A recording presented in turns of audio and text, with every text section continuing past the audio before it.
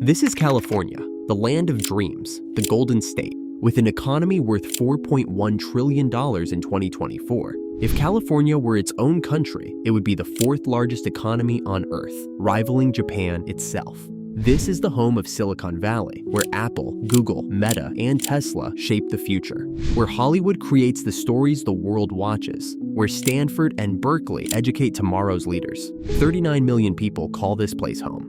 California alone contributes 15% to the entire US economy. Los Angeles by itself, a $1.3 trillion economic powerhouse. But something is happening, something nobody saw coming. From 2021 to 2023, over 1 million people left California. In 2023 alone, 690,000 people packed up and left, while only 422,000 arrived. The math is brutal. A recent survey revealed that almost 60% of Californians have considered leaving the state. The California dream is becoming the California exodus. And Texas, it's become the #1 destination for those leaving. So what's really happening? Why are people abandoning the state that has everything? Today, we're diving deep into the California exodus, the real reasons behind one of the largest population shifts in American history. Let me show you something that perfectly captures the California problem. This house costs $859,000. Take a good look at it, 1,200 square feet. A modest single-family home in an average neighborhood. Now look at this, Texas, $450,000, 2,400 square feet. Double the size, half the price. California's median home price sits at $785,000. The median household income, $96,334. Even families earning six figures are priced out of homeownership.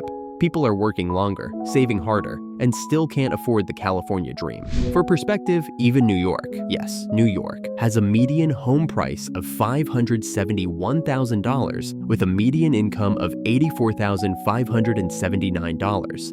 It's more affordable to buy in New York than California. Let that sink in. But maybe you're thinking, I'll just rent.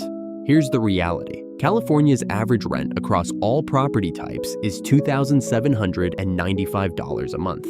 That's 40% higher than the national average.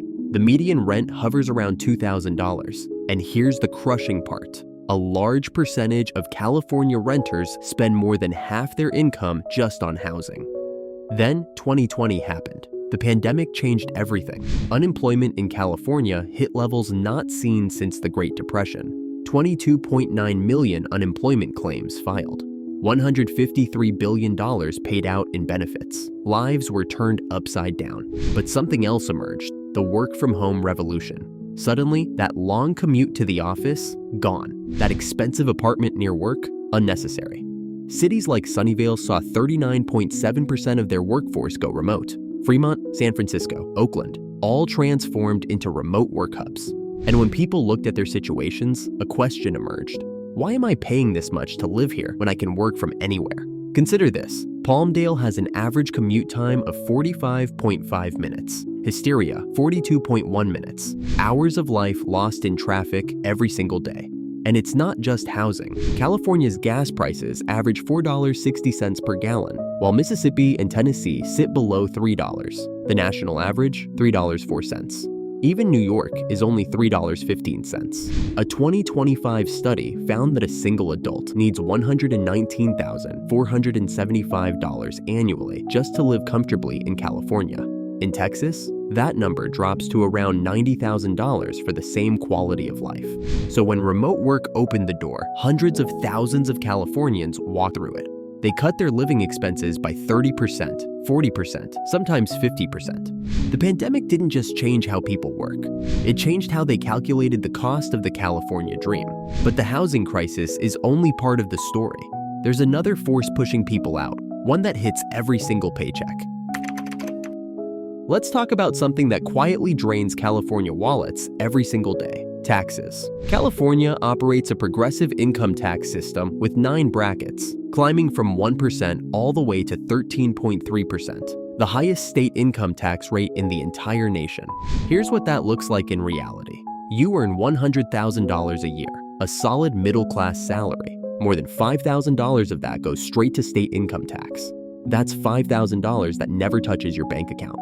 Now, Texas, state income tax, 0, nothing. Not on wages, not on retirement income, not on investment earnings.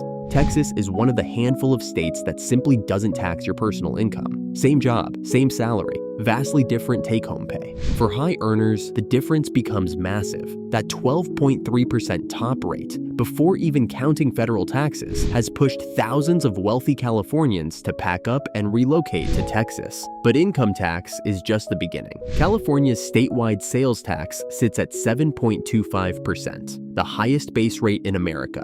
And it doesn't stop there.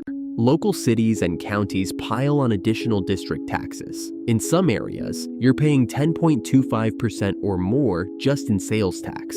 Buy a $1,000 laptop, and you're handing over an extra $102 to the government. Texas, 6.25% state sales tax, with a maximum combined rate of 8.25%. That same laptop costs you $82.50 in taxes, $20 less, just for living somewhere else. This isn't just about big purchases. Every tank of gas, every meal out, every pair of shoes. California's higher taxes are there, quietly making everything cost more. Even your electricity bill tells the same story. In California, residential electricity costs about 31 cents per kilowatt hour. In Texas, half that, literally half. Run your air conditioning, charge your electric car, power your home office. Those pennies add up to hundreds, sometimes thousands of dollars a year in extra costs. So let's add it up. Higher income taxes, higher sales taxes, higher gas taxes, higher utility costs.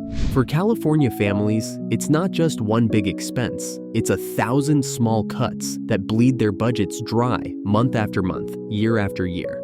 And when people look across state lines and see how much further their money could go, the choice becomes clear. But there's more to this story than just economics. California built its reputation on opportunity. Tech giants, entertainment empires, world-changing startups. This was the place where careers were made and fortunes were built. But something shifted in the job market, and the numbers tell a sobering story. In December 2024, California added 180,500 jobs, bringing total employment to about 18.13 million, a 1% growth rate. Not bad, right? Until you look at Texas. Same year, 284,200 new jobs, nearly 60% more than California. Florida, 147,900. Even with California's massive size advantage, it's being outpaced. And here's the kicker. California's unemployment rate hit 5.5%, the highest among major US states. The pattern is clear. Think about what this means. California's entire brand was built on tech, entertainment, and high-wage professional services. The promise was simple. Come here, work hard, and you'll earn more than anywhere else. But if those high-paying jobs are disappearing or moving elsewhere, and the new jobs are lower-paid public sector positions, that promise starts to crumble. Let's do the math a California worker is doing. You're in tech. Your industry is contracting. Your rent is $3,000 a month. Your state income tax is over 9%. Your unemployment rate is 5.5%. Now look at Austin, Texas. Growing tech scene, 0 state income tax, rent for $1,800, unemployment rate lower, more job openings in your field. The calculation isn't complicated anymore. In fact, with remote work now normalized, you might not even need to leave your California company, just the California address. And that's exactly what's happening. Workers are following the jobs, and increasingly, the jobs aren't here. Or they are, but they don't pay enough to justify the California cost of living. It's not just workers either. Companies themselves are looking at this equation. When your headquarters pays 13.3% state income tax on top talent, when your employees can't afford housing, when your business costs are among the highest in the nation, relocation starts looking like smart business. California isn't collapsing. Let's be clear about that. It's still adding jobs. It still has massive companies. But the momentum has shifted. The job market that once pulled people to California is now pushing them away. And in an economy where work can happen anywhere, that's a problem the Golden State can't ignore. But perhaps the most controversial factor in California's exodus isn't what you'd expect. January 2025. While most of America was starting a new year, Los Angeles was burning. The Palisades Fire, the Eaton Fire, two massive blazes that turned the California dream into a nightmare. 57,000 acres scorched across LA's mountains, hills, suburbs, and coastal neighborhoods. More than 16,000 buildings, homes, businesses, entire communities destroyed or severely damaged. 31 people lost their lives, 12 in the Palisades Fire, 19 in the Eaton Fire. Thousands more were forced to evacuate in the middle of the night as Santa Ana winds drove the flames forward at terrifying speed. The economic damage? Tens of billions of dollars, making this one of the costliest natural disasters in California's history. Now imagine you're one of those families. Your home, everything you built, every memory, gone in a single night. Do you rebuild in the same spot, knowing it could happen again? Because here's the uncomfortable truth. The 2025 fires weren't an anomaly. They're part of a pattern. Over the past 2 decades, the annual area burned by wildfires in California has increased dramatically. In 2020 alone, 4 million acres burned, a scale rarely seen before. The number of large wildfires, those burning more than 10,000 acres, has steadily climbed. Climate change, persistent drought, and increased dry vegetation are creating the perfect conditions for more frequent and more severe fires. This isn't a temporary problem. This is the new reality, and the market knows it. Homeowners' insurance premiums in high-risk areas have skyrocketed. Some insurers have stopped offering coverage in California fire zones altogether. So you're not just dealing with the trauma and risk. You're paying more for the privilege of living in a disaster zone. Higher insurance, higher property taxes, constant uncertainty about whether your home will still be standing next year. For families with children, for seniors seeking stability, for anyone whose risk tolerance has limits, the calculation changes. You look at your fire-scarred California neighborhood. Then, you look at a stable community in North Carolina, Colorado, or Texas. Similar quality of life, lower costs, no annual evacuation drills. After the 2025 fires, thousands made that choice. Some who lost everything chose not to rebuild. Others, who watched the flames from a distance, decided they didn't want to wait for their turn. This isn't about people abandoning California out of fear alone. It's about a rational calculation. Is it worth living somewhere beautiful if that beauty comes with the constant threat of catastrophic loss? For a growing number of Californians, the answer is no. The wildfires aren't the main reason people leave. Taxes, housing costs, and job markets still top the list. But the fires make the risks tangible, undeniable, impossible to ignore. California has always asked its residents to pay a premium for paradise. But when paradise burns every year, when insurance companies flee, when rebuilding costs more than starting over somewhere else, the premium starts to feel like too much. So where does all of this leave us? It's not just people leaving California. The companies are leaving too. And when businesses pack up and leave, they take something critical with them: jobs, tax revenue, and economic momentum. Between 2018 and 2023, around 441 companies moved their headquarters out of California. The largest share headed straight to Texas. These aren't struggling startups. Oracle, Tesla, Hewlett-Packard Enterprise, Charles Schwab, household names, industry giants, all made the same calculation and reached the same conclusion. California is too expensive to operate. The reasons sound familiar by now. Sky-high commercial rent, expensive labor markets where employees can't afford housing, complex regulations that pile operational overhead onto every business decision. For massive global companies, moving headquarters doesn't mean abandoning California entirely. They'll keep engineering hubs, sales offices, or research centers here. But for mid-sized firms and startups, companies without unlimited resources, relocating can be the difference between thriving and barely surviving. And here's where the cycle becomes vicious. When companies leave, they take jobs with them. When jobs disappear, more residents consider leaving. When residents leave, the tax base shrinks, making it harder for the state to address the very problems driving people away. So where is everyone going? Texas, Arizona, Nevada, Florida, Tennessee, North Carolina.